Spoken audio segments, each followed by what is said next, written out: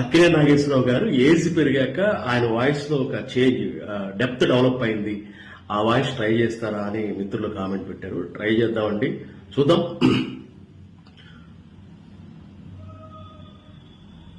నన్ను అభిమానిస్తున్నటువంటి అభిమానులందరికీ నా హృదయపూర్వక నమస్కారం.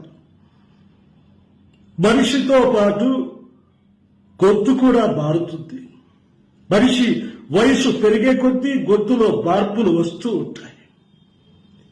వయసులో ఉన్నప్పుడు నాగేశ్వరరావు ఎలా మాట్లాడాడు, వయసు అయిపోయిన తర్వాత ఎలా మాట్లాడాడు అంటే ఆ మార్పు అనేది స్పష్టంగా కనిపిస్తుంది. ఒక్క నాగేశ్వరరావు విషయంలోనే కాదు, ప్రతి మనిషిలో కూడా ఆ మార్పు అనేది ఉంటుంది.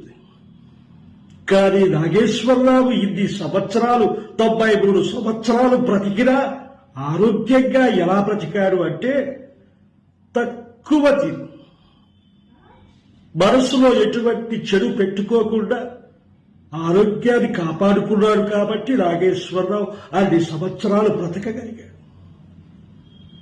అందుచేత మీ అందరికీ చెప్పేది ఒకటి, మీరు కూడా తక్కువ తిని ఎక్కువ కాలం బ్రతకండి.